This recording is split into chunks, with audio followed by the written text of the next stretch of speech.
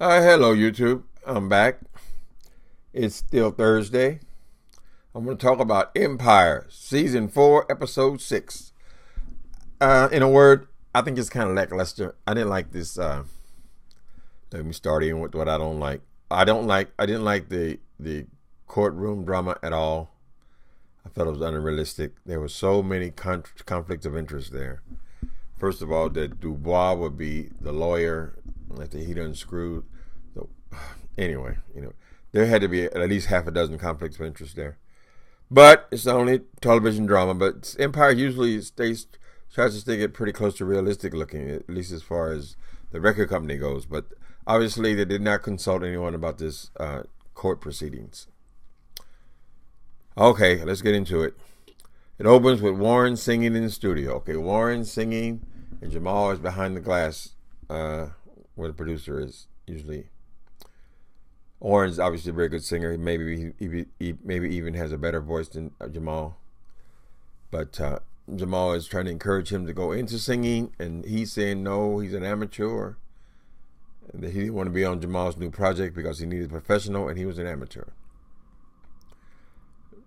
Right. Okay. So, all right. We jump from there right into Andre. He is seeing his therapist. He's explaining to this therapist about this cop that he's involved with. He's getting very excited. He gets agitated. He's already been diagnosed with bipolar, so he's kind of manic, where he's up out of his seat, being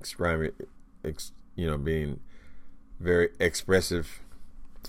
The therapist says that he's all over the place, and suggests that he up his medication. And we will certainly get back to that. There's more to that. Next thing, the primary thing in this episode is this trial, this custody trial. Now, I could be wrong about how realistic it is. Perhaps there are different rules when it comes to a custody trial as opposed to a criminal trial. But the acting seemed off. The writing seemed off. The writing was definitely off. And it just didn't come across well at all. I mean, I know you're trying to mix the whole trial into, a couple of 5 minutes. But anyway, so Hakeem has all his family come up there for character witnesses and so forth. So they go through it. They eventually get around to Tatiana. And Angelo gets to ripping into her. Now, this is what I mean about unrealistic. He just badgering her, but not the way you would see in a regular trial being badgered, where someone would stand up and object after a couple of questions. He's just digging into her, saying that they're having sex parties up there in the house, and how many 3-ways did you participate in, all this stuff, right? So she breaks down. She's emotional. She cries. He likes that. He broke her down. She was a weak link, I guess. Out in the hallway, she goes to get support from Hakeem for at least trying to do her best. He goes off on her and says she is the reason why they're in this condition. He should be in Cuba at this point, and he should have dropped her ass when she ratted him out to Cookie. He's a bit of an idiot. These young guys, Hakeem, like he's really going to just stop his life and go to Cuba because he loves Bella. Well, you love Bella. You're the father of Bella. Anyway, so he pissed off at her. She tells him off. When you calm down, you want to make up. Don't come. I don't be bothered with you. He treated her pretty bad. Okay.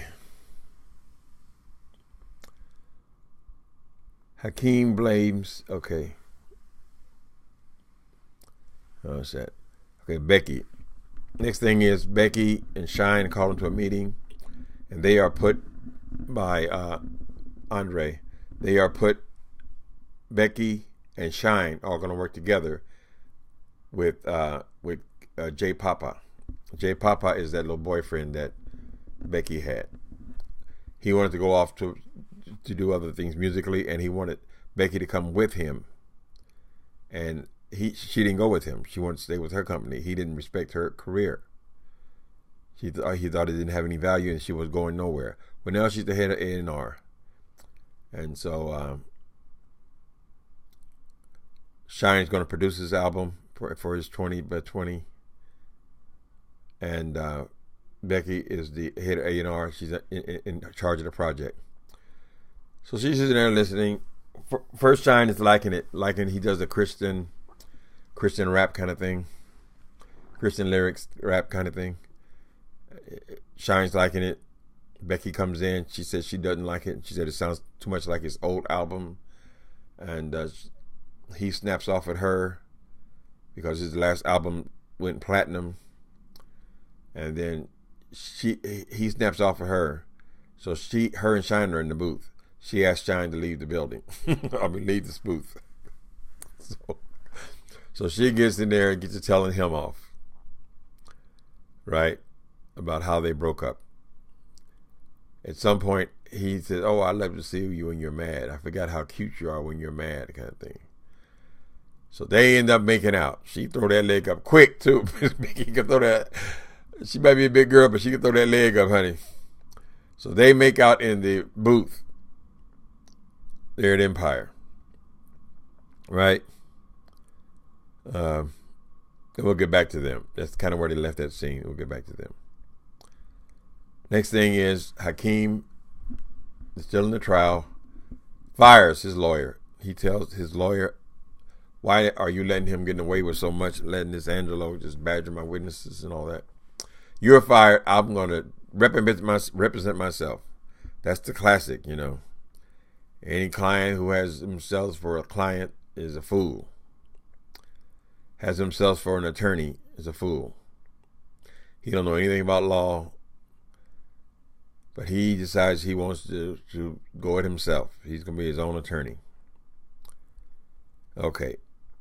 So come back in, and he's got, first thing he calls is Anika to the stand. He gets her on stage. Oh, of course, the judge already told him that this is a dumb idea. Everyone thirsty has told him it's a dumb idea. You know, everybody's told him it's a dumb idea. But he goes forward. He's got his plan. His plan is he wants to address Anika's her parenting, her absence of parenting. In other words, Anika has been in prison, right? She's been gone for a few months. And so she does not really know the baby. So he starts asking her all these questions about what's her favorite color? What's Bella's favorite color? What scares her at night? What does she like to eat after, whatever? What puts her to sleep? What's her favorite song? Of course, she didn't know any of this information. She just had a baby, but he was really into raising the child. He really got into her for some reason. She can't answer any of that, so things are looking better in the trial. Looks like he might win this case just because he knows so much about the baby needs and so forth. Basically because she's been with him. Nika knows nothing at all. Plus she just got out of prison for on a murder charge. So it looks like things are going well. Everybody's smiling at each other. They're all winking at each other. Next thing happens is Mama Dubois. Deborah Dubois shows up, the mother. What did we say about, what I just say about conflicts of interest? Here, the main witness is her. Her son is the prosecutor. He's then screwed the grandmother. The grandmother screwed anyway. Then the father and both fathers, they're the ones that made the baby. Everything is all mixed in together, right? It's like the family reunion here. She shows up. She wants to testify, and she has brought in videotape. So when her son, Angelo, questions her, she said, "Oh, he seemed like," she was telling her, well, she thinks Hakeem seemed like a nice boy. Ashamed he was raised by such savages. She didn't use savage, it's my word, but horrible people, people of low repute. She said, "How do you know they're such terrible parents for him?" And she said, "Oh, I know, cause Hakeem told me." And she said, "Oh, I have it right here on tape. I have the recordings."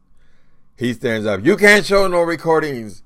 I didn't sign off to any recordings. I didn't say you could record me."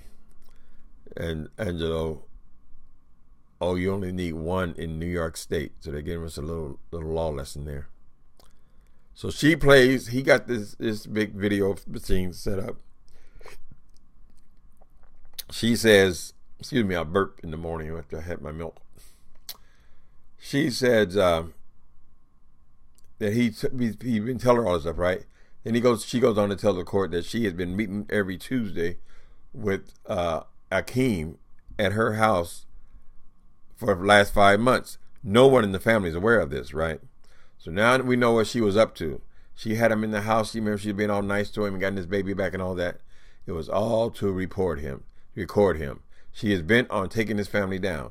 Now she's not going to stop with Hakeem. This is just one leg of her plot and her plan. She plays the tapes, and it's all about him saying disparaging things about his family, saying what monsters they were, saying how his father was an animal, saying how he wished his mother was back in jail, saying how his brothers were, one's on drugs, the other one is just crazy. All this, all on tape, right? Of course, there's a hush sweeping through the courtroom, and long story short, Anika is giving full custody of the baby. Full custody. Okay.